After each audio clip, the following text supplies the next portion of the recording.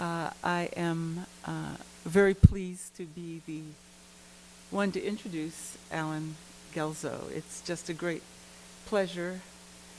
He is the Nathan Huggins Lecturer this year. Professor Guelzo is the Henry R. Luce Professor of the Civil War and Director of Civil War Era Studies at Gettysburg College in Gettysburg, Pennsylvania. He's also the Associate Director of the Civil War Institute at Gettysburg College.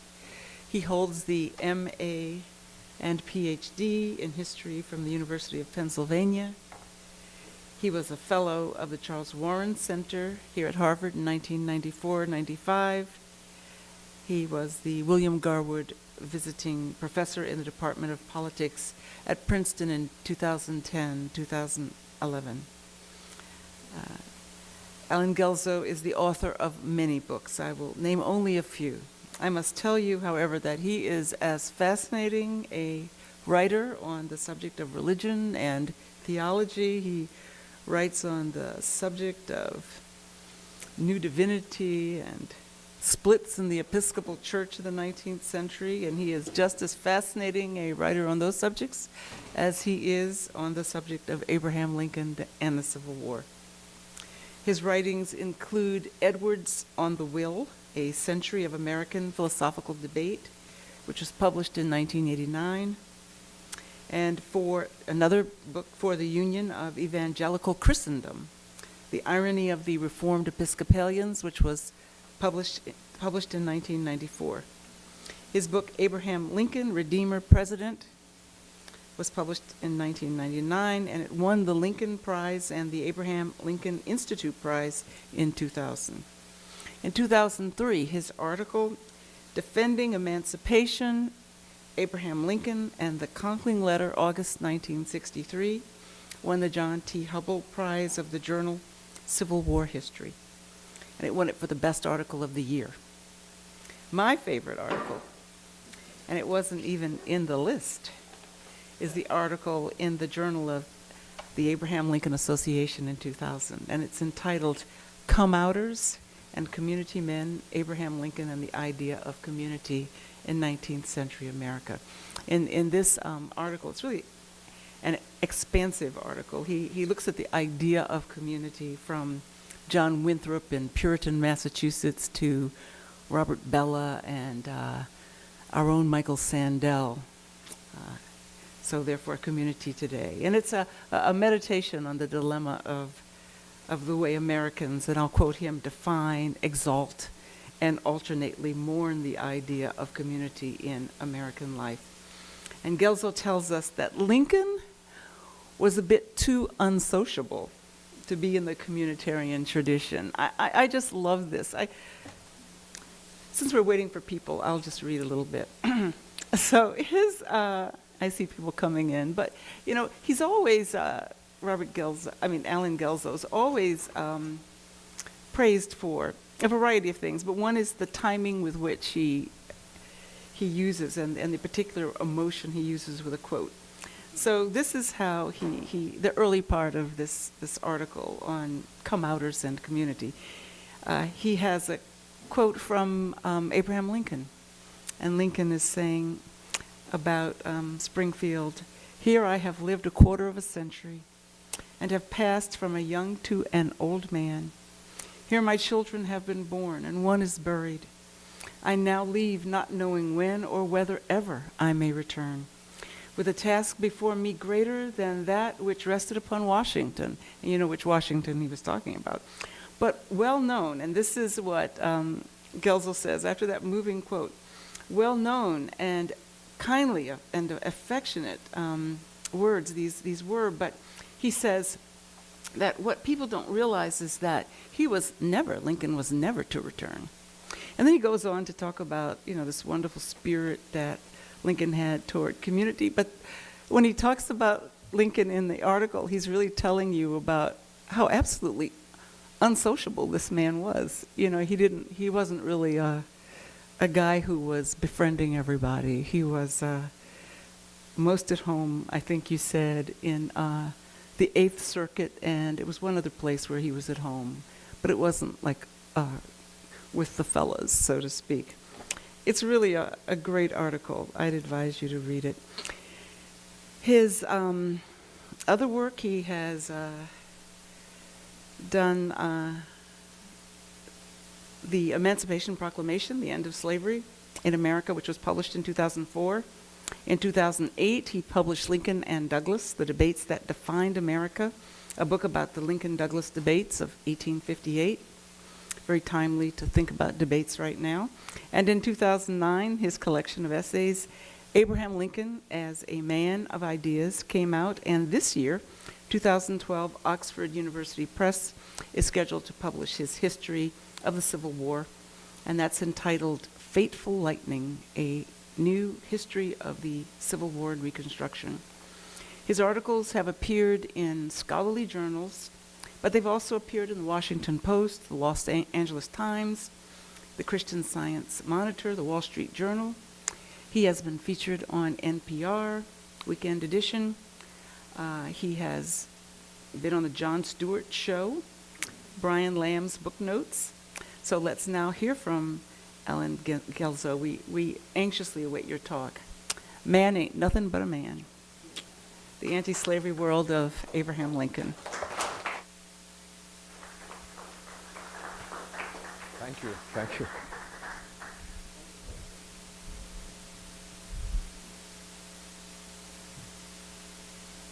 That was so good, I don't know if I recognize myself.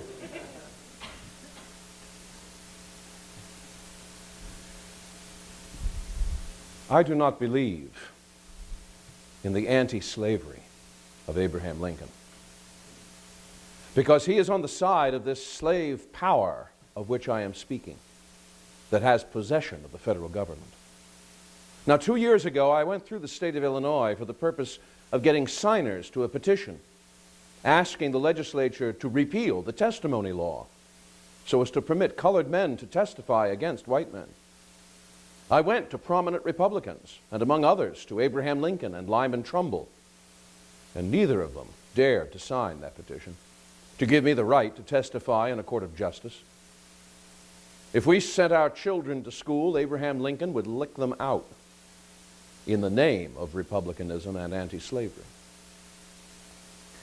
That was the judgment of the black Illinois abolitionist Hezekiah Ford Douglass in 1860. And he was not alone in weighing Abraham Lincoln in the anti-slavery balances and finding him wanting. Wendell Phillips, the white Brahmin abolitionist, spoke at Tremont Temple in Boston the evening after Lincoln's election to the presidency and scoffed at the assumption that the rise of Abraham Lincoln meant any real change in national policy toward African Americans. Mark it, and let us question Mr. Lincoln about it. Do you believe, Mr. Abraham Lincoln, that the Negro is your political and social equal, or ought to be? Not a bit of it. Do you believe he should sit on juries? Never. Do you think he should vote? Certainly not. Should he be considered a citizen? I tell you frankly, no. Do you think that when the Declaration of Independence says all men are created equal, it intends the political equality of blacks and whites? No, sir. If this idea that fills all generous minds be equality, surely Mr. Lincoln's mind is yet empty. Do you see Mr. Lincoln? He believes a Negro may walk where he wishes, eat what he earns, read what he can, and associate with any other who is exactly of the same shade of black he is. That is all he can grant. And it would not be difficult to continue piling up testimonies against Lincoln's bona fides as an enemy of slavery, even after he issued the Emancipation Proclamation, even after he signed the 13th Amendment, which he was not, after all, constitutionally obliged to do, even after his murder led to the secular equivalent of beatification. The namesake of our host institute, W.E.B. Du Bois, said much the same thing as Phillips and Ford Douglass in 1917 in an address to the Intercollegiate Socialist Union, when Du Bois scoffed at calling Lincoln the emancipator. Lincoln's real object, said Du Bois, was the integrity of the Union and not the emancipation of the slaves. If Lincoln could keep the Union from being disrupted, Du Bois declared, he would not only allow slavery to exist, but would loyally protect it. 5 years later, on the pages of The Crisis, Du Bois scorned Lincoln as a Southern poor white of illegitimate birth, poorly educated and unusually ugly, awkward, ill-dressed, who was at best inconsistent for despising Negroes and letting them fight and vote, protecting slavery and freeing slaves. 4 months later, a popular outcry from the membership of the NAACP forced Du Bois to sugarcoat that scorn by insisting that he really did believe that Abraham Lincoln was perhaps the greatest figure of the 19th century. But the sugarcoating was applied with reluctant thinness. Du Bois would revere him because of the way Lincoln, despite the clinging smirch of low taste and shifty political methods, rose to be a great and good man and the noblest friend of the slaves. By this means, Du Bois tried to suggest that his real problem with Lincoln was not race, but class. Still, Du Bois never connected Lincoln's name to the Emancipation Proclamation. And in later years, he focused his attention instead on Lincoln's interest in colonization and compensated emancipation, which was to say, half-hearted emancipation. This was, ironically, just the same view of Lincoln claimed by the white supremacists and segregationists Du Bois despised. But by the 1960s, this was indeed the image of Lincoln that had taken shape in black minds. That of Abraham Lincoln as a reactionary white supremacist. On the other hand, it is not difficult to deploy plenty of countervailing testimony. Joseph Gillespie, who was a Lincoln political confidant for 2.5 decades in Illinois, insisted that Lincoln grew really excited on the subject of slavery and said with great earnestness that slavery was a great and crying injustice, an enormous national crime, and that we could not expect to escape punishment for it. In January of 1861, George Julian visited Lincoln in Springfield to test for himself whether the president-elect's anti-slavery credentials were sound. And Julian came away gratified to find Lincoln less reserved and more emphatic than I expected. Upon the whole, I was much pleased with our first Republican executive, and I returned home more fully inspired than ever with the purpose to sustain him to the utmost in facing the duties of his great office.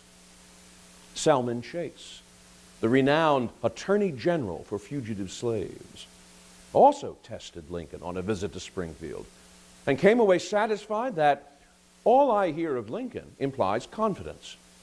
Put no trust, Chase counseled an associate, in the rumor that he will disappoint those who believe in republicanism. Emancipation, wrote Lincoln's fellow Illinoisan and congressional ally, Isaac Newton Arnold, was Lincoln's deepest, strongest desire of the soul. And from the time of his election, Lincoln hoped and expected to be the liberator of the slaves. Even William Lloyd Garrison eventually embraced Lincoln as an instrument in the hands of God to bring about great and glorious ends and to make no compromise with the dark spirit of slavery. Meeting Lincoln in 1864, this trumpeter of American abolition came away convinced that there could be no mistake in regard to Mr. Lincoln's desire to do all he can to see what is right and possible for him to do to uproot slavery and give fair play to the emancipated. I was much pleased with his spirit, and I have no doubt of his thoroughgoing anti-slavery spirit and purpose. But multiplying these testimonies serves little purpose in the face of what Lincoln himself sometimes had to say.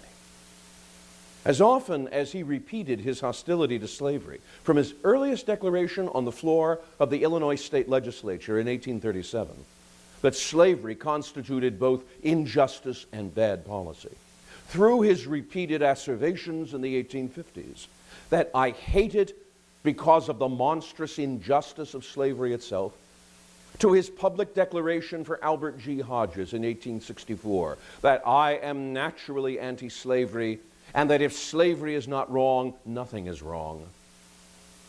Nevertheless, he can, just as often, be quoted expressing his skepticism about whether white Americans should free them and make them politically and socially our equal. Not even Charles Dickens, in A Tale of Two Cities, could saddle Dr. Alexandre Manette with a greater self-condemnation than the one Lincoln uttered, apparently spontaneously, at the beginning of his fourth debate with Stephen A. Douglas at Charleston, Illinois, in 1858. I am not, nor ever have been, in favor of bringing about in any way the social and political equality of the white and black races.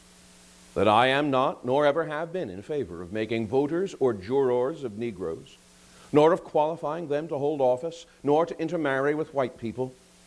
And I will say in addition to this that there is a physical difference between the white and black races, which I believe will forever forbid the two races living together on terms of social and political equality.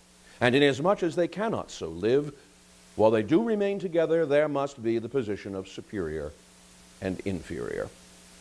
And I, as much as any other man, am in favor of having the superior position assigned to the white race. And so we conclude with a sigh that Ford Douglas was right, after all. It was these words which drove Lerone Bennett, as a young man in Mississippi, to abandon any sense of debt as a black man to Abraham Lincoln.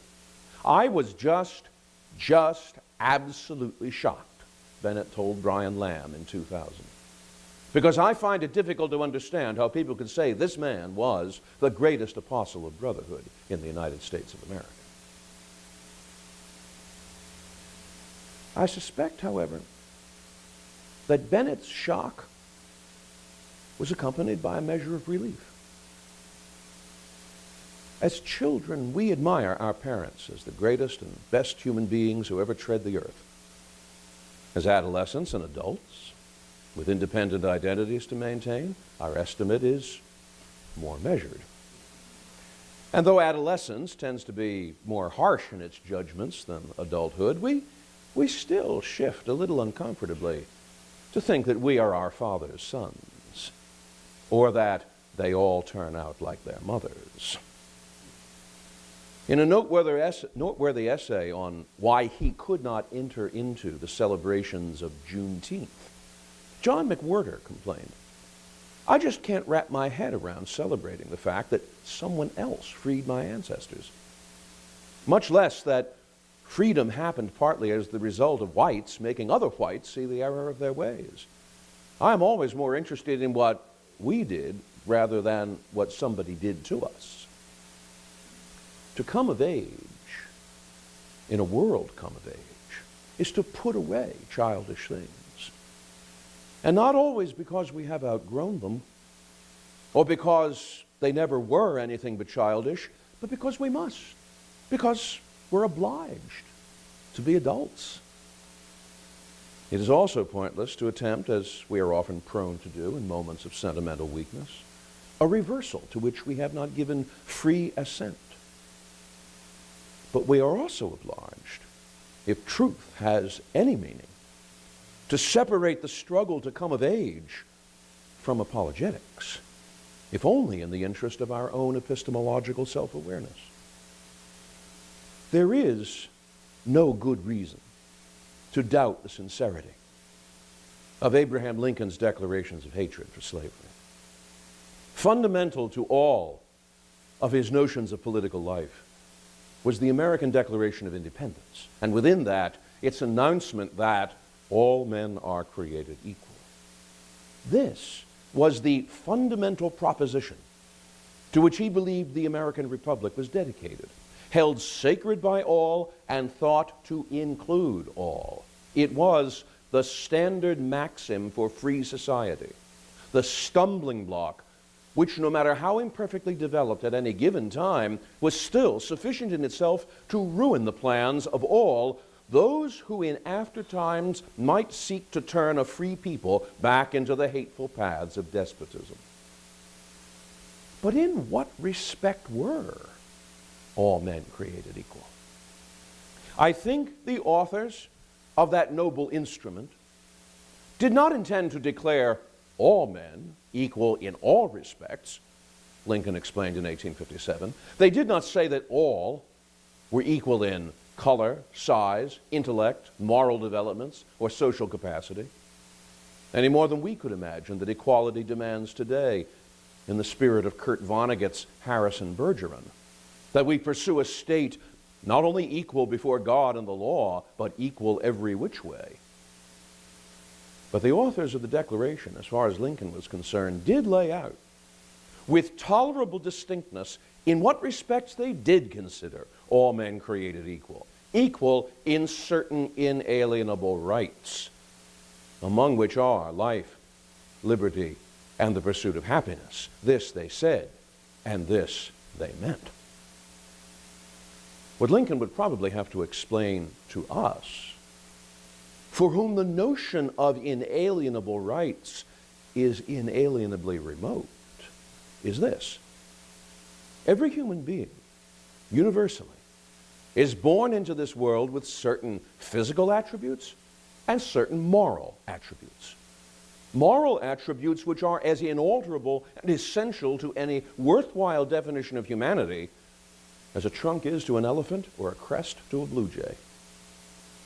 Among those moral attributes are the natural rights Jefferson and Lincoln itemized: life, liberty, and the pursuit of happiness. Without these, we are something less than human. And when someone attempts to deprive us of them, our natural instinct is to fight back. These natural rights were shared irrespective of one's nationality, color, race, language, ethnicity, or for that matter, anything else which acts to particularize one person over against another. For that reason, Lincoln said, men who have come from Europe, or anywhere else for that matter, and settled here, may have no genealogical connection to the founders of the American Republic, unless, of course, it turns up in a DNA test.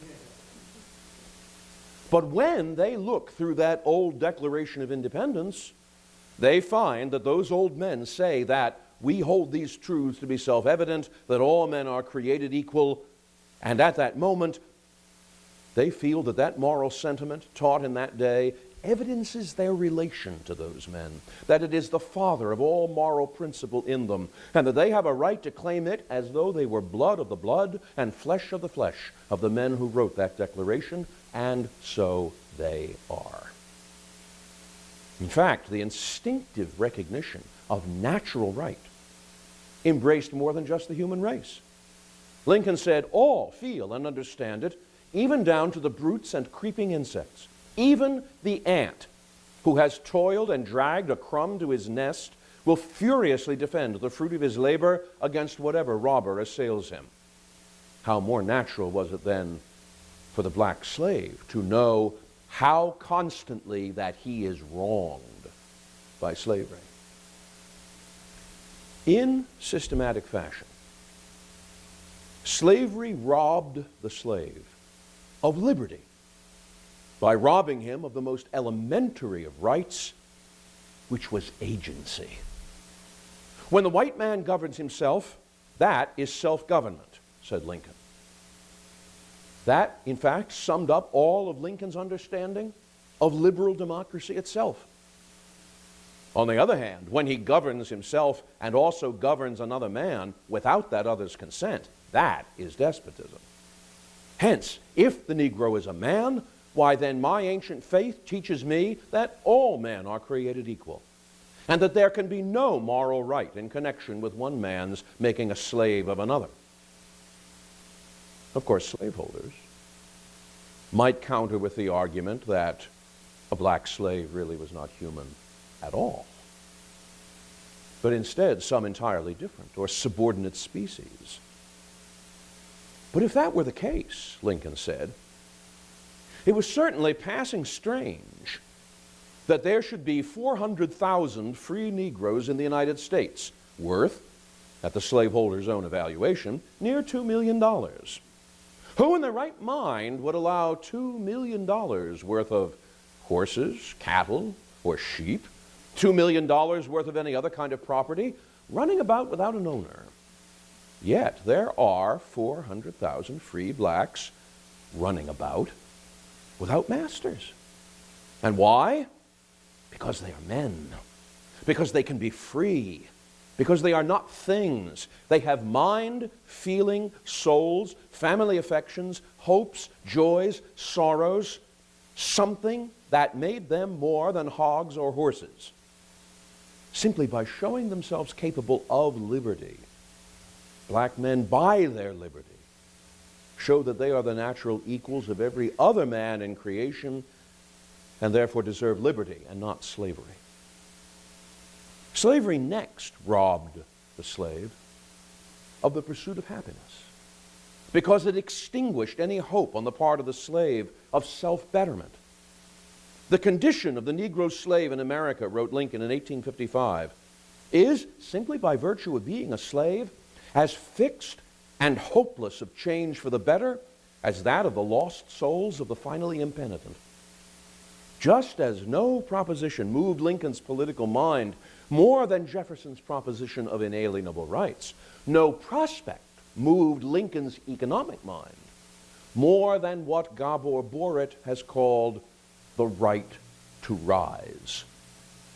The genius of the American Republic lay, as Lincoln said, not in its frowning battlements, our bristling sea coasts, the guns of our war steamers, or the strength of our gallant and disciplined army, but in its economic open-endedness. We stand at once the wonder and admiration of the whole world, Lincoln said in 1856. And why? The cause is that every man can make himself. In this republic, unlike the monarchies of the old world or the castes of Asia, we propose to give all a chance. And we expected the weak to grow stronger, the ignorant wiser, and all better and happier together. No American began life handicapped by some ancient status, inherited from generations out of mind. There is no permanent class of hired laborers amongst us.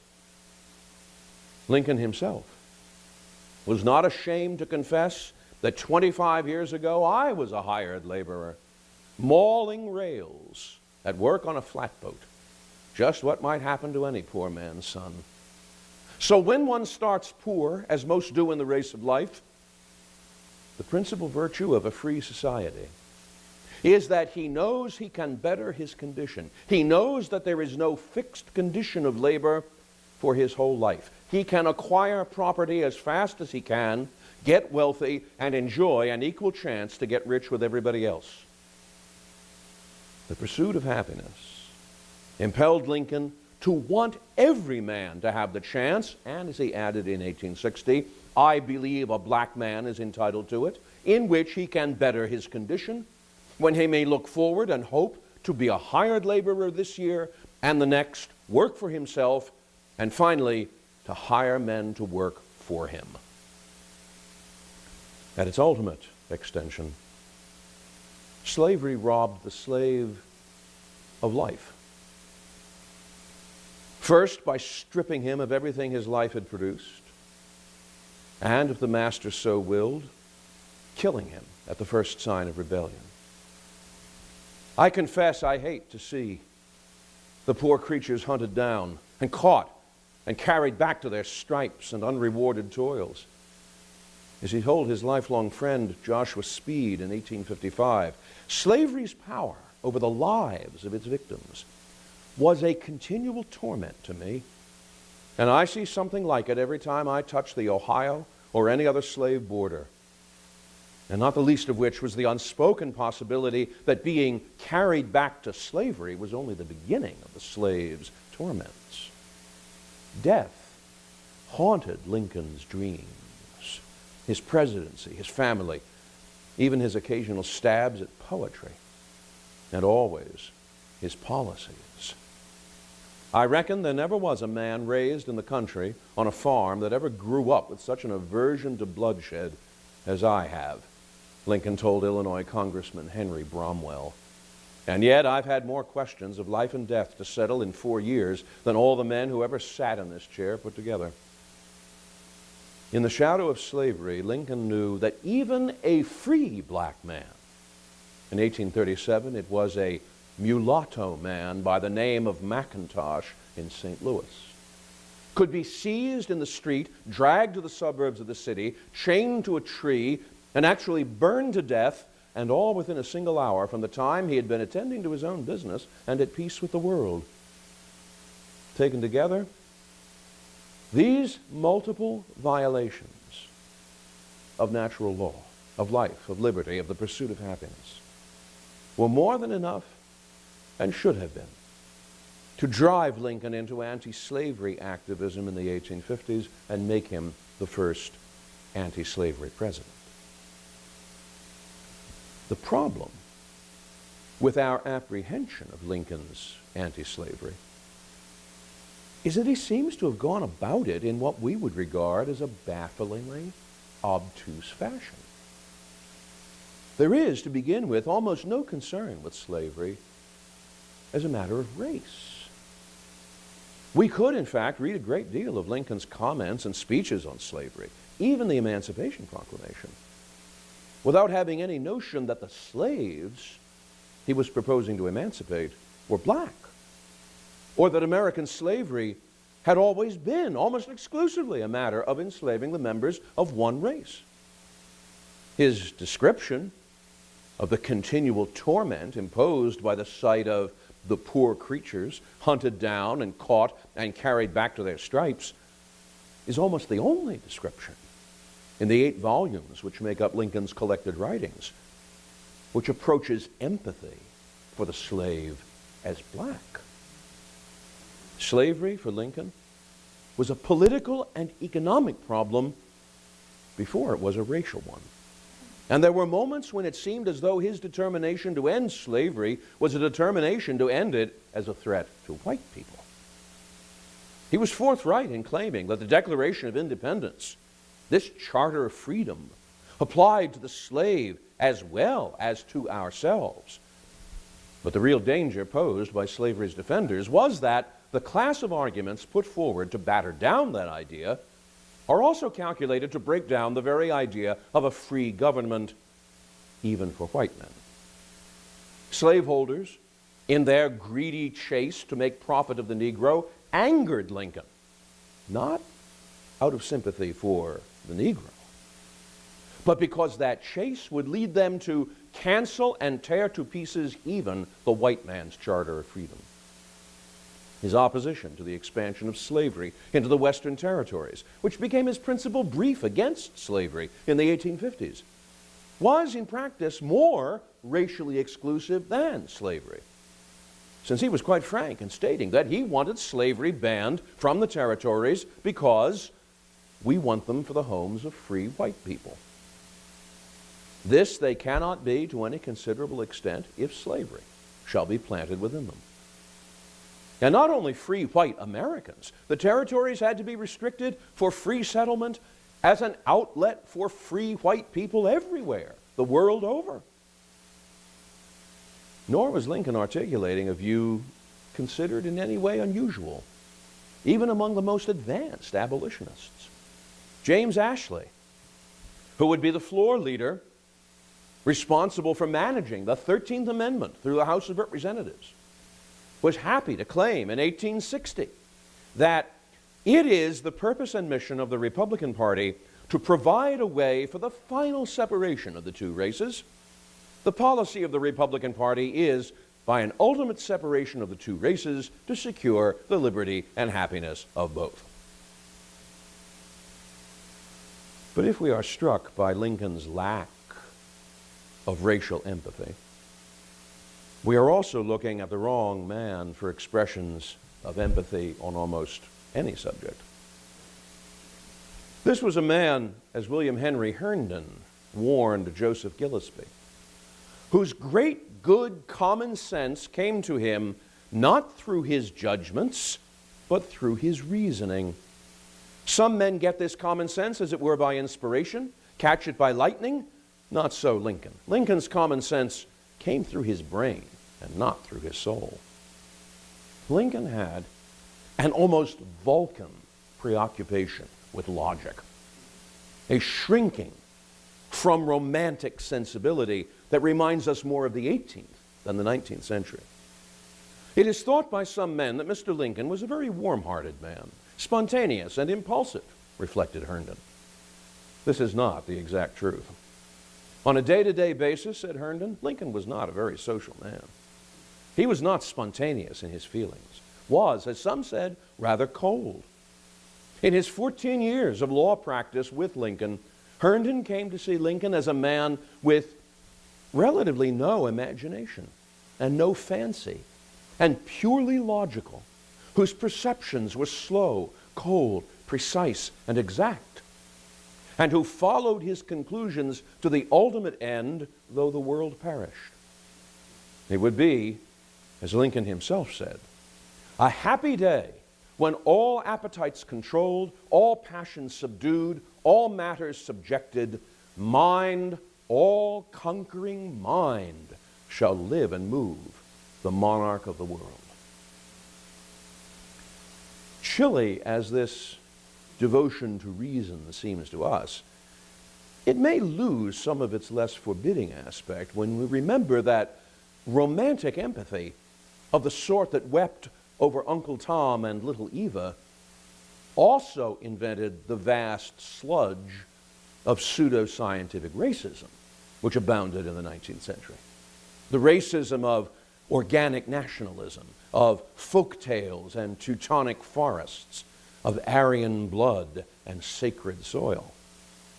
When Lincoln proposed colonization as the next step beyond emancipation, it did not spring from mysterious invocations of racial superiority, but from a hard-boiled calculation of political likelihoods.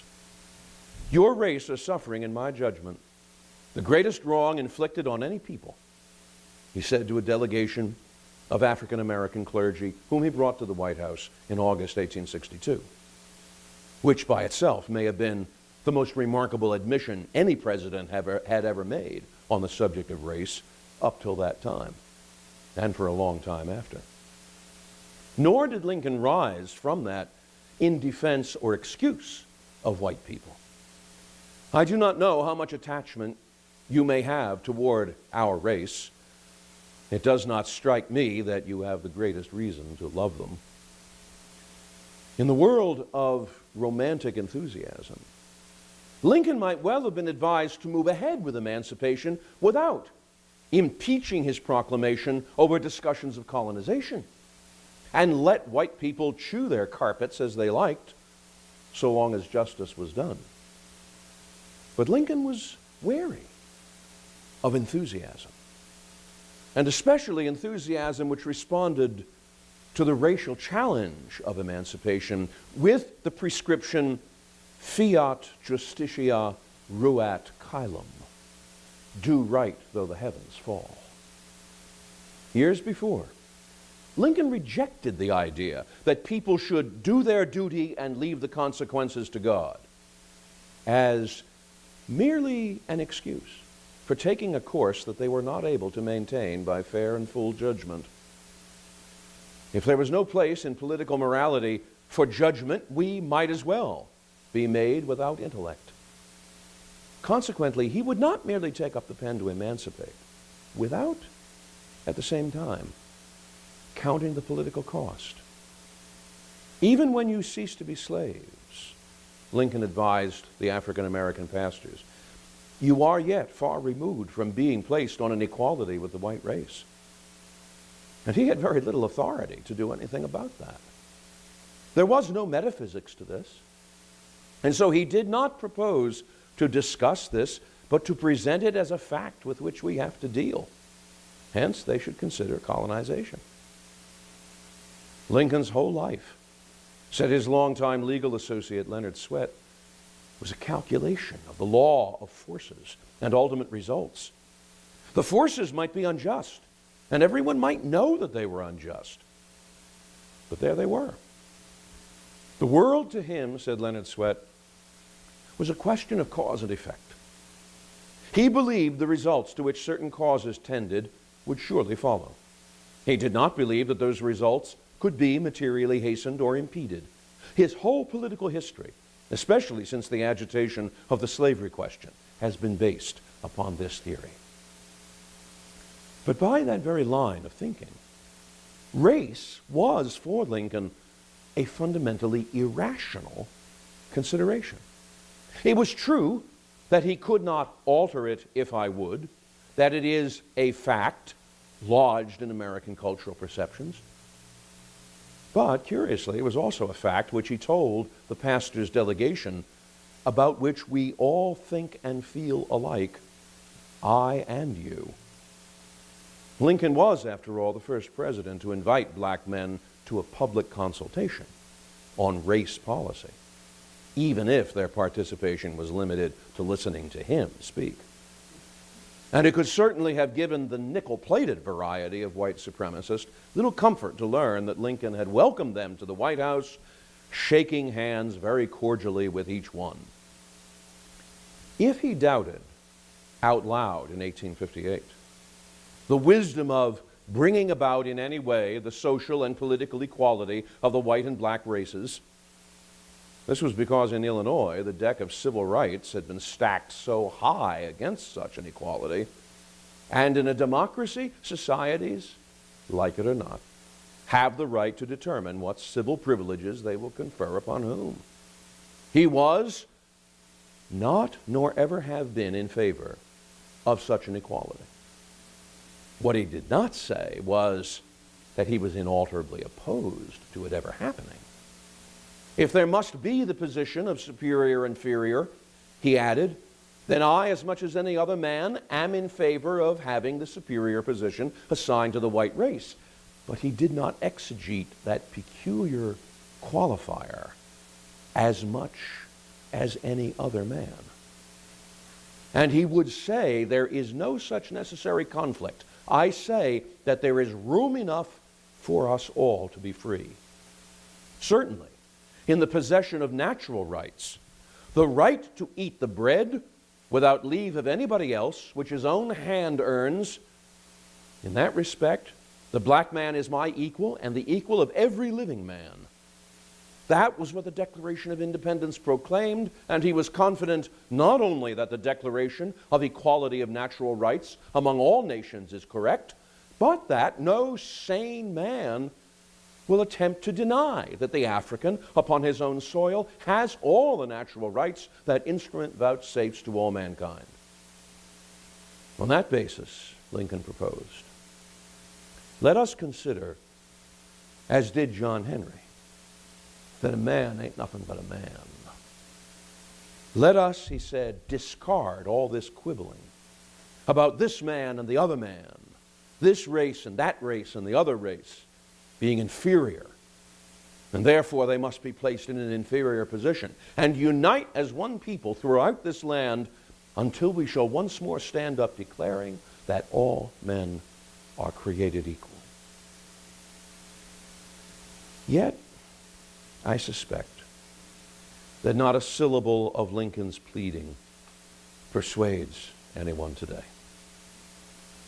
Even as Lincoln appealed to natural law and natural rights, both romantic particularism and the final elimination of all notions of design in nature were pushing concepts of a universal participation in right and law out of life, leaving us with struggle as the only map left to steer by. We have long since jettisoned natural law and natural right as what Jeremy Bentham called simple nonsense, natural and imprescriptible rights, rhetorical nonsense, nonsense upon stilts. And we have recast justice as the late John Rawls did, as the fair terms of social cooperation conceived as agreed by those engaged in it, that is, by free and equal citizens who are born into the society in which they lead their lives.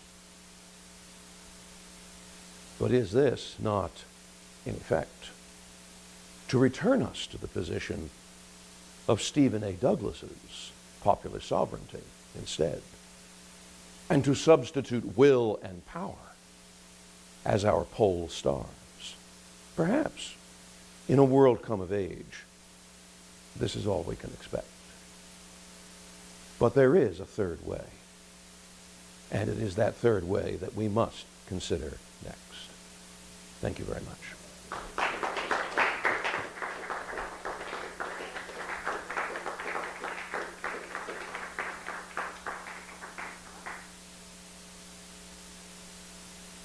I believe that it is question time. Showtime. Great. Can you hear me okay? Back there? Okay. So tomorrow you'll talk about, so I don't want to preempt you by asking you about colonization and the end. But why does this, you've described this division in Lincoln's thinking. I've written about that with your considerable advice and good counsel, and have been intrigued by it. But it drove Lerone Bennett crazy, and many black people, many white people, when they read these quotes. So I think the important question is, and I'm just formulating this as I talk, how did being anti-slavery, it's a counterintuitive question, how did being anti-slavery come to be equated with being pro-black? Because the two were never the same thing, and there's no better example of the difference, the distinction between the two than in Abraham Lincoln. But in retrospect, we're shocked because the two became conflated. Yeah. Let me go back to that one slide, which had, yes, there we go. Am I doing this right? I hope I am. Here I am displaying my lack of technological sophistication. No, I want to go to that particularly self-condemning statement that he makes at Charleston. There it is. Because this is the statement that drove Lerone Bennett. It did. I mean, when he often pointed to this and said, you know, when I read this as a young man in Mississippi, Bennett said, I was raised to revere Lincoln and to imagine Lincoln as this great apostle of brotherhood. And as a young man, he reads this quote. I'm not sure what the context was that he read it, because this quote appeared in a variety of contexts in Mississippi in the 1950s and the 1960s, some of which were in fact published by the Shreveport White Citizens Council. Oh, I'm sure that's what you read. And to read it in that, and to read it surrounded by that, I mean, that was to say, oh my goodness, this man was on the other side. Why are we paying tribute to him? Anti-slavery was not a single position. Anti-slavery was a very wide spectrum. You could be anti-slavery, and you could be an abolitionist of the Wendell Phillips sort. And Phillips is probably as close to what we would today think of as a model anti-slavery person. Someone who was not only opposed to slavery, but who was pro-black. Phillips and Charleston. Phillips and Charleston. And maybe a dozen other white people in the North. The numbers were not great. But the spectrum moves from there. And it moves through William Lloyd Garrison, and it moves through a number of other people. It moves through people who are opposed to slavery, not because they've got the slightest interest whatsoever in black people, but because they don't want to face the prospect of large-scale economic competition with the great planters. To people who are they're just opposed to slavery, but they're never going to do anything about it. It's simply an idea. It's in their mind. Yes, I'm opposed to slavery. Okay, what's for dinner? Harriet Beecher Stowe in Uncle Tom's Cabin addressed a large part of that spectrum. That was the spectrum she was trying to light a fire underneath. I mean, she didn't need to galvanize the abolitionists. She already knew that. What she felt she needed to do was to provide shock treatment to the people who were just anti-slavery and they said it and then they didn't give it any more thought. And those are the characters she really puts at the forefront, like John Bird, a Quaker, supposed to be anti-slavery, but who's never lifted a finger to do anything on the subject. That's the person that she wants to see galvanized. And so he becomes really one of the central characters. I mean, he doesn't figure big in the book, but believe me, that was really the center of the target she was aiming at. In that spectrum, you could take in a lot of people. And people who would not necessarily want to share a lot of ground with others. So if you want to be anti-slavery, if you really want to oppose slavery, how do you create a political movement to do it? That becomes the real problem for anti-slavery politicians, because they can't make a movement out of the abolitionists. I mean, the abolitionists might have been thick on the ground in Boston, but look, any place else, I mean, they were easily enumerated, and it was in the high two figures. How do you create a movement to end slavery? If you're convinced that slavery is an evil, how do you create it so that it really will get up on four legs and walk? You don't do it by the abolitionist way. You don't do it by the pro-black way, because there's too many people who are anti-slavery who are also anti-black. And this is the political situation that Lincoln is looking at. I've wondered, Evelyn, but just as a follow-up, I've wondered, and I speculated about this, but I haven't done the research, but Evelyn, or you might know, or somebody else might know, if someone has, that it was black people who conflated the two things in retrospect. That it was very useful. True. Yeah, you know, it was very useful to say Abraham Lincoln loved us and abolished slavery, or Abraham Lincoln abolished slavery, therefore he loved us. Even though we know Frederick Douglass knew better and famously said so in 1876. I'm talking about by the 20th century, when the rage against Du Bois is symptomatic of a larger kind of mythologizing of Lincoln that had already taken place by 1922. Yeah, I think that's true. I think there is a conflation that happens, and the conflation backfires. You first move to conflating Lincoln, the friend of all black people, with Lincoln, the anti-slavery president. Then you look at that and you say, well, obviously these two don't work together. Therefore, he was never really anti-slavery and was never really the friend of any black people.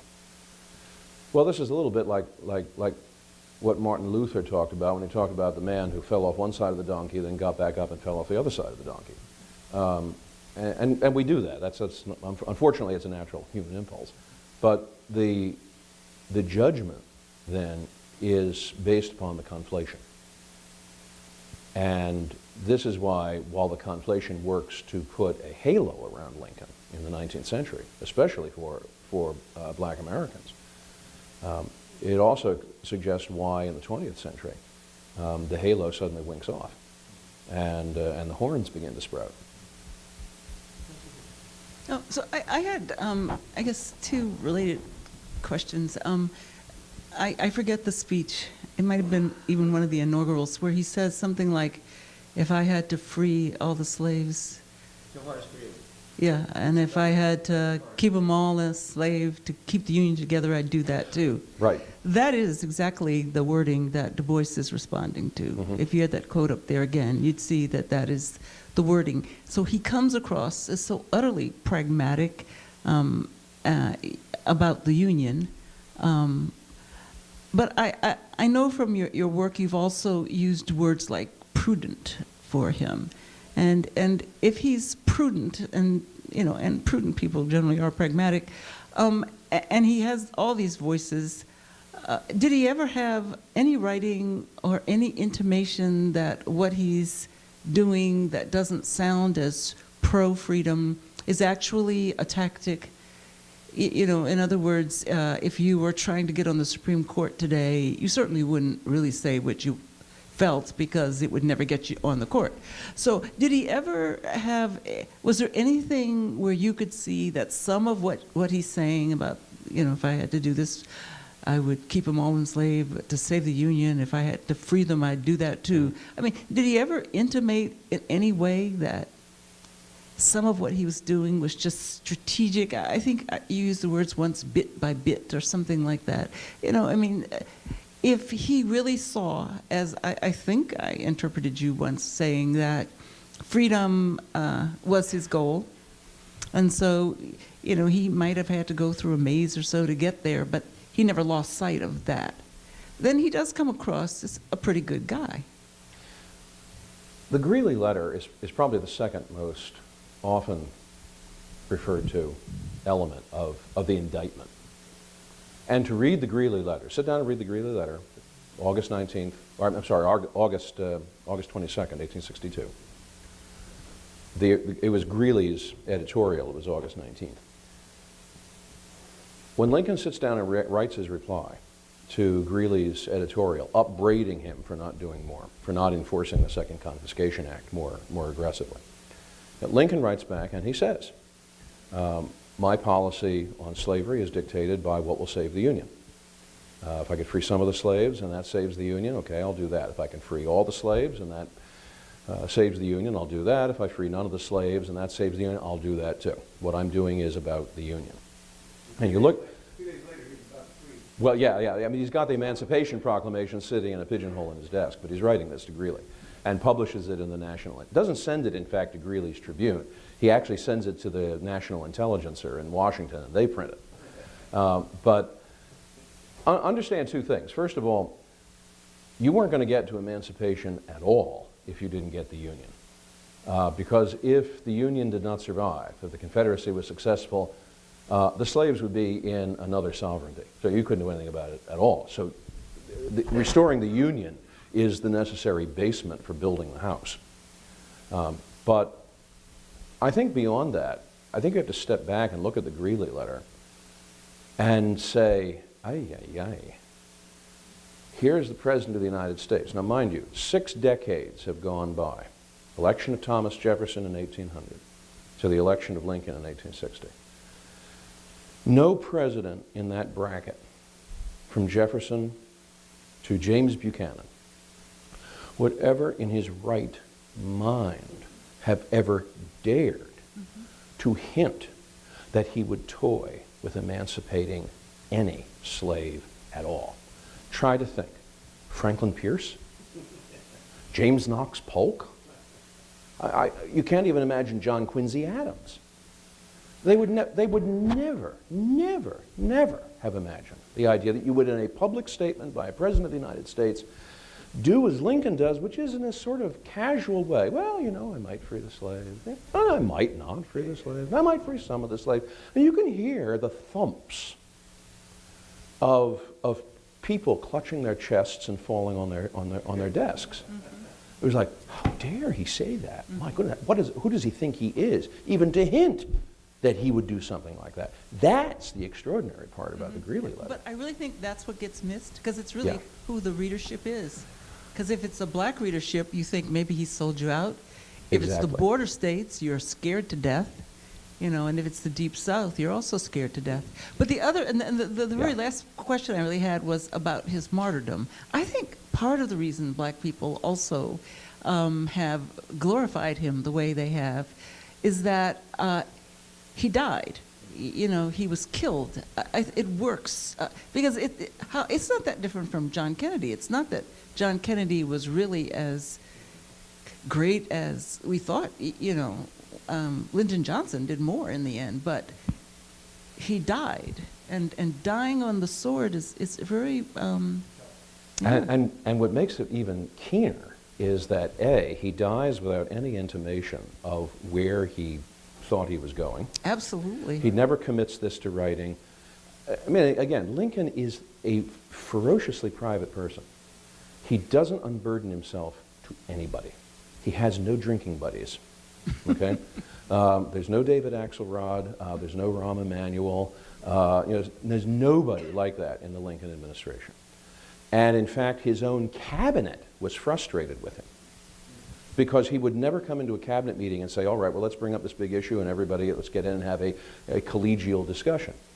No, he came into cabinet meetings and told them what he was doing and how they were going to carry it out, which in itself is remarkable because this is curious with the development of presidential cabinets. From Jefferson's time until Buchanan, cabinet officers had been growing mightier and mightier and mightier, to the point where in the administrations of Pierce and Buchanan, members of the cabinet had carved out fiefdoms that were almost independent of presidential authority. We were moving in a very glacial way more toward a sort of parliamentary cabinet model where individual cabinet ministers had tremendous discretion, tremendous power, didn't always have to be a member of the same party, really had almost independent governmental authority of their own. Lincoln smashes that completely. In fact, it's Lincoln who really creates the model of the presidential cabinet that we work with even today, where the members of the president's cabinet serve at his discretion, carry out his declarations, and are supposed to embody his will. Members of Lincoln's cabinet in his own day were very frustrated with that. William Henry Seward thought he was going to be the great almighty prime minister. He got his hand slapped right at the very beginning. Salmon Chase never learned the lesson, and Lincoln eventually fired him. He said Salmon Chase's problem was that Salmon Chase thought there was a fourth person in the Trinity. But I think that was not so much because of Chase's, it was because Chase's expectations of what it was to be Secretary of the Treasury had been shaped by previous administrations. And here was Lincoln dialing it all back. So he doesn't tell people where he's going or what he's doing. He doesn't, in an age of great diary keepers, he doesn't keep a diary. In an age of great letter writers, he doesn't talk about himself in his letters. Reading Lincoln's collected letters is like reading, it's like reading collected laundry lists. It's just all business. There's very little self-disclosure. And in fact, he resisted people who tried to find out about him. He did not like to write about his previous life. He was, quite frankly, ashamed of it. We today think, well, here's Lincoln, born in a log cabin, comes up from the backwoods, here's the American dream. Well, they hadn't heard about the American dream in the middle of the 19th century. That was something for him to be embarrassed about. It would almost be as if the presiding bishop of the Episcopal Church confessed that she had grown up among snake handlers. It would be like, oh my goodness, and people's response that way, as Lincoln anticipated, would be that if he talked about himself, that would become a telephone pole that people would beat him with politically. So he doesn't say anything about where he's going. That's part of the mystery. The other part of the mystery is he is succeeded by the dwarf among American presidents, and that's Andrew Johnson.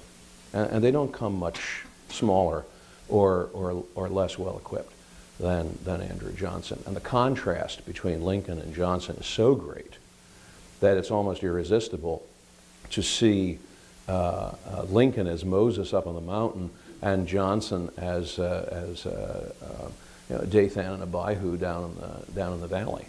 So it's all those things, that martyrdom that he is invested with, that also adds yet another layer to the difficulty in perceiving Lincoln. Difficulty because on the one hand it distorts the image too positively, and that then invites a distortion in the other direction. Hi, I'm a political scientist, so I want to push you on the politics question. I actually have two questions. The first of which is about the politics, and you've more or less answered it in response to the last two, but I want to clarify it a little more clearly. In the talk, you focused on Lincoln's ideology, Declaration of Independence, and sort of the moral commitment to that, and in some sense his personality or character, the logic, the reason, the 18th century rather than the 19th century, and so on. You didn't talk about him as a politician. In response to Skip and Evelyn, you started talking about, positioning himself with the Greeley letter and so on. So I guess I want to see how far you're prepared to go away from the the frames of the talk and into the sort of politician. How much of this is political positioning in an enormously complicated environment as weighed against something like his moral ideals and his character? That's not an answerable question in sort of numbers, but I was struck when in the talk about how you never mentioned him as a practicing politician in an extremely complicated electoral environment where he's coming out with a great disadvantage. I have a second question, which is totally separate from that, which I'll ask you so you can talk about either of you, which is Lincoln on Native Americans or American Indians. I actually don't know very much about what he says about American Indians. He obviously sees the West as this brand new empty space for laborers, preferably white laborers, but at least free laborers. You know, and now with 200 years of hindsight, we would say, well, no, it actually wasn't really empty space for people. So where is he on that issue? And how do we think about that? Well, as far as Lincoln and Native Americans goes, he does not have terribly much to say. They almost are invisible to him. That's been my experience, but I don't know. Not that they were entirely invisible, because one of the great legends in the Lincoln family was the story of how Lincoln's grandfather, also Abraham Lincoln, was killed while breaking ground for a farm in Kentucky, killed by probably by a band of marauding Shawnees under British pay, and how the one Shawnee brave that had killed Lincoln's grandfather scoops up Lincoln's father, who's a toddler, and is about to make off with him, when the older brother, Mordecai, using his father's rifle, sights on the medallion on the Shawnee's chest, probably one of these George III medallions, and kills him, and thus rescues his brother. And that, Lincoln said, that was the great story that came down through the generations in the family. Some members of the Lincoln family were really morbid on the subject of not just Shawnee, but the Indians as a whole. Mordecai Lincoln was actually suspected, it was never taken into any kind of court, but actually suspected of having murdered as revenge killings several Native Americans. That was another part of the legend in the Lincoln family. But beyond that, there's very little in Lincoln himself that ever addresses the question. It's largely a matter of invisibility. The one occasion in which we have record of Lincoln welcoming a delegation of chiefs who have come to Washington to negotiate a treaty, and I can't off the top of my head remember exactly when this occurs. It's late 1862, early 1863. Lincoln meets with the chiefs in the East Room of the White House, and the record of what he said almost reads like what you'd expect in a B-grade Western movie. I mean, he speaks down to them like, "You heap big chiefs, you come to see great white father in house." You know, it's like, you know, you almost sort of think that the Indians themselves are thinking, who is this clown? Why is he talking in this funny way? But Lincoln expected that was how you spoke. And it's almost infantile. But beyond that, there's not terribly much that we can go on.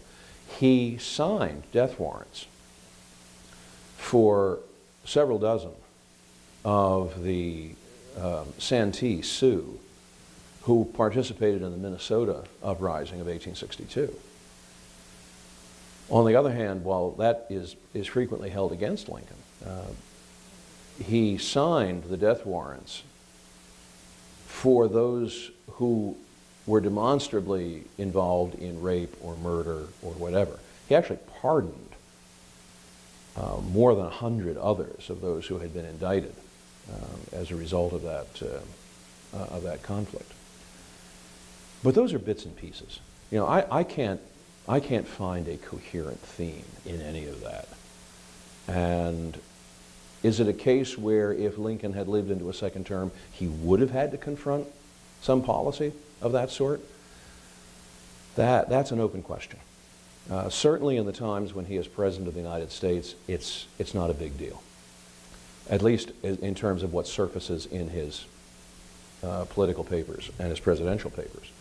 I mean, he fought in the Black Hawk War in 1832, not because he was really thrilled at getting involved in it, but because the governor had called out the militia, and the local militia elected him as captain. So as a good fellow, you know, he goes off. He never gets involved in any combat. He says the worst blood that he shed was his own from the mosquitoes. But it's bits and pieces. There's no thread I can draw, no line I can do from dot to dot. Now for the larger question. About Lincoln as a politician, we know a lot less than we think we know. We know a lot less than we think we know because he did so much of this under the table. When Lincoln wanted policies pushed through Congress, he had working against him as an activist president the model of the Whig presidency. Whig presidents, and he's an old-time Whig. I mean, he's a Republican, yeah, but he's really, as he often says, even while he's in the White House, I'm an old Henry Clay Whig. The model of the Whig presidency was supposed to be statesmanship, where you reached out and created bipartisan coalitions, and you looked for the ministry of all talents, and you didn't rest on party polarization, as opposed to the Jacksonian Democrats who are in it just for themselves, and they can't wait to get in up to the elbows in the big political pot. Of course, the Whigs did exactly those things when they had political power, but never mind. The Whig ideology was the president is supposed to stand back. On his journey to his inauguration, he gives a short speech in Pittsburgh, in which he says, I think, you know, my philosophy tends to push me towards seeing Congress as the initiator of policy and the president merely as the executor of it. So what is a president who is confronted with the kinds of dilemmas and decisions Lincoln is supposed to confront? What is he supposed to do when he ties his own hands with his own Whig ideology? Well, he gets around that by going under the table. Rather than sending notes to Congress saying, I want you to pass this, what he does, he sends his staffers up to Capitol Hill to intimate to members of Congress what he would like to see done. He will call people to his office and he will explain to them, I would like to see this, that, and the other. It's not where he's saying, you're going to do this, let's organize it out of this office. You're going to go back up into Capitol Hill and you're going to organize it that way. That allows him to be an agent in the process without looking like he's violating this notion of the president strictly as an executor. And he did this so much. I mean, John Nicolay said there was always a carriage and 2 horses ready in the White House driveway to take one of them up to Capitol Hill if there was something that needed to be addressed. Lincoln himself never went to Capitol Hill, except for the inauguration. Except for the inauguration and the close of Congress in 1864. And Congress wouldn't have let him. I mean, the notion of separation between the branches was so stiff that if Lincoln had tried to show up on Capitol Hill, they might not have let him on the floor of Congress. So he himself, I mean, we talk about Lincoln's State of the Union speeches, his messages to Congress, and a lot of the times we frequently say, well, Lincoln said this to Congress. No, he didn't. He never addressed Congress. His State of the Union messages, which weren't, of course, known under that name, were sent up to Capitol Hill and read by a clerk. Is that true of all presidents up to that time? I think this really begins with Woodrow Wilson. I think he's the first one to actually deliver a State of the... Yeah, something like that. But Jefferson tried to once, I think, and then gave it up. But Lincoln does, you know, that boundary line is very stiff for him. But he has ways of getting around it, so much so that Benjamin Wade once complains. In fact, he complains on the floor of Congress. This is in the Congressional Globe. He complains about what he calls Lincoln's back kitchen way of doing things. So, you know, Lincoln would always get what he wanted, but it would always look like it was coming from someone else. How do you track that historically? I wish I knew. You know, there'd be a book there for sure. It's just is very difficult to find it when that is in fact the way he's operating. if I live. Yeah, very quickly. I was thinking along the same lines of Jennifer's first question about Lincoln as a politician. Would I be right to conclude from your talk that this was retrospectively the right man for the right time, and that things like, his being a social and political outlier, the snippets from James Ashley, which, his antisocial self, the fact that he was his own confidant, that these were what became strengths in walking through a minefield politically at that period, and that for that time, this was the man that was needed. Would I be right?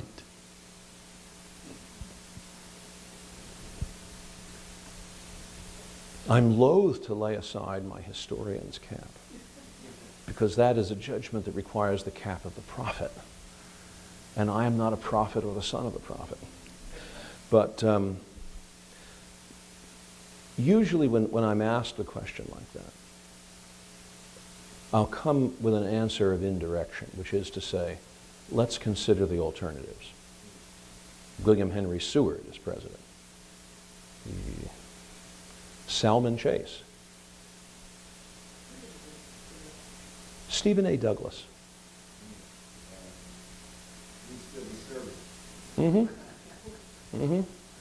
Not only serving, but it would be always a government by plebiscite, so that not only would black people be serving, but Catholics and Jews would probably be banned, or probably not be able to vote. I mean, even Franklin Roosevelt, as late as Franklin Roosevelt says, look, this is a Christian country and everyone else is here by sufferance. He didn't say that to be cruel. He was saying that as an observation. Now, do we imagine? That's right. Can we seriously say that if the vision of Douglas and popular sovereignty, and I don't care if slavery is voted up or voted down so long as the voting process is carried out properly, I mean, can we say that that would have provided any kind of immunity for applying the same thing to Catholics? To Jews? Could that have been done in the 1860s and the 1870s? I'm afraid I don't see a reason why not. I mean, as we all know, Harvard was not exactly, in the 1860s and the 1870s, a hotbed of pro-Jewish sympathy. Or multiculturalism, yeah. Could it have gone in some of these other directions? I'm afraid it could have. So, as reluctant as I may be quite to say, yes, right man, right time, when I consider the alternatives, I think I'll go for him over the other possibilities. Thank you. Is this on? It is on. Yeah, there it is on. One way, just to go back to your question about Lincoln as a politician, to make a case for him as a consummate politician behind the scenes is how he maneuvered the South into firing the first shot. I mean, that is the superb case. How he maneuvered the South into firing the first shot. I mean, that is a case of almost hour by hour, minute by minute manipulation, withholding, advancing, rumor, fact. And it was, I mean, if you ever want a convincing thing, read David Potter's wonderful monograph on that, why Lincoln fired the first, Lincoln in the first shot. So, and there is some documentation of that, because there of his, what he wasn't doing or was doing. It's probably the best documented case. I wanted to underscore your point about the question about the Union, because when he said, the House Divided speech, which is his great statement about Union, in effect, thinking that himself that the Union was a matter of a moral principle, the Declaration of Independence, he was quite certain that if you sustained the Union, eventually the contradiction would get resolved in favor of the principles of the Declaration. So that's why the Greeley statement has never bothered me as much as it can bother some readers of it. But I want to just say that, going back to your point about Stephen Douglas, who after all did in the final months, weeks of the campaign of 1960, go south and try to persuade the Southerners not to secede, that what Lincoln, the difference between them, and I haven't read your book on the debates, but I'm sure you say this, that the difference between them is Lincoln did have a moral view of what democracy had to accomplish, whereas Douglas sounds as though he had no moral view at all, just vote, whatever happens is all fine. And that's actually a huge difference between the two people. And then the last point I'd make is when I was hearing you read all these quotes, or reading them on the screen here, Lincoln is a Republican in the old-fashioned sense of Republican. In other words, he inherits the view that tyranny is what a republic is against. And, I mean, it's a view from the 17th century, really, classical republicanism. And that's why, in a way, race has not yet fully... It struck me that maybe that's the way the books he was reading, the histories he was reading of English history or European history, whatever he did read, that's what they painted it as being. Tyranny is the wrong thing. Excessive power is the wrong thing. And he's always against too much power as a kind of root principle. It's almost as though he was allergic to the exercise of it. He's very dicey about exercising power. He knew how to do it, and he would do it if he had to, but he preferred to step back as much as possible. I think what's important, too, is also to remember what a perilous tree branch the American Republic was clinging to in Lincoln's lifetime, especially the 1840s and the 1850s. We take everything so much for granted. You know, democracy is the default position, the last man, the end of history. That was anything but the case in Lincoln's lifetime. If anything, the consistent failures, the implosion of the French Revolution, the rise of Napoleon out of its ashes, the failure of liberal revolutions in the 1820s, especially in 1848, and the Romantic revolt against the Enlightenment, all of that made the kind of principles Lincoln was espousing seem, first of all, terribly old-fashioned, and secondly, the possession of a shrinking minority of the world's peoples, so that with the outbreak of the Civil War, the United States is really the only large-scale surviving republic on the face of the earth. And Lincoln's point over and over again is, if we go down, especially if we go by putting a revolver against the soft palate of our heads and pulling the trigger, then forget democracy at all. Forget government of the people, by the people, for the people, because it'll never have any credibility again, and every king and duke and monarch and prince out there is going to do a little jig of joy. And in fact, they were doing a jig of joy. Look at what people in Europe, how they are responding. In the House of Commons, they're saying, "Oh, the Civil War is so great. Now these stuck-up Republicans are going to get their comeuppance. They're going to see that this is just a fantasy and that they need a monarchy." Bismarck says to Carl Schurz years later, he says, "You know, I really all of my sympathies ran out to the Confederacy." Well, you know, as a rule of thumb for me, if Bismarck is on your side, you need to re-examine your side. And you go down the list of people. The man who was sort of the father of the European royal houses, Leopold of Belgium, says this Civil War in America is an ideal time to reintroduce the aristocratic principle to America. And they meant that. I mean, it wasn't just Kate and William. It was real full-throated monarchy, and they meant it. That, Lincoln said, that's the big picture against which all of this is happening. And when you see it in those terms, then this thing which the Confederacy is trying to do is to aid and abet the aristocrats in their return to power.